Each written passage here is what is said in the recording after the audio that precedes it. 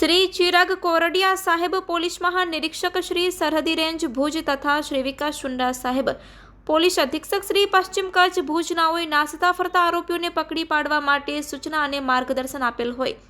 જે અનુસંધાને local crime branch પશ્ચિમ કચ્છ ભુજના પોલીસ ઇન્સ્પેક્ટર એસીન ચુડાસમા સાહેબ તથા police sub inspector Shri HR Jethi સાહેબ તથા police sub inspector Shri YK Parmar સાહેબ નાઓના માર્ગદર્શન હેઠળ લોકલ ક્રાઇમ બ્રાન્ચના police head constable Rajendrasinh Rathod, Navin Kumar Joshi, Ranjitsinh Jadeja તથા પોલીસ કોન્સ્ટેબલ જયદેવસિંહ જાડેજા નાઓ નાસતા ફરતા આરોપીઓની તપાસમાં હતા। તે સમય દરમિયાન police head constable Rajendrasinh Rathod તથા રણજીતસિંહ જાડેજા નાઓને હ્યુમન સોર્સિસ અને ટેકનિકલ સર્વેલન્સ આધારે ખાનગી રાહે બાતમી હકીકત મળી હતી કે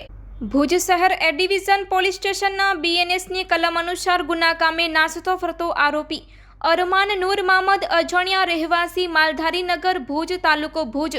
જે હાલે માલધારીનગર સેવન સ્કાય હોટલ સામે આવેલ ચા નાસ્તાની હોટલ પાસે હાજર છે। સચોટ બાતમી હકીકત આધારે તપાસ કરતા આ મજકૂર ઇસમ મળી આવ્યો હતો, જેથી મજકૂર ઇસમની ગુના અંગેની સમજ આપી પૂછપરછ કરતા મજકૂર ઇસમે આ ગુનો કરેલ હોય અને ગુના કામે આજ દિન સુધી નાસતા ફરતા હોવાની કબૂલાત આપી હતી, જેથી મજકૂર ઇસમની અટકાયત કરી ભુજ શહેર એ ડિવિઝન પોલીસ સ્ટેશન ખાતે સોંપવામાં આવેલ છે।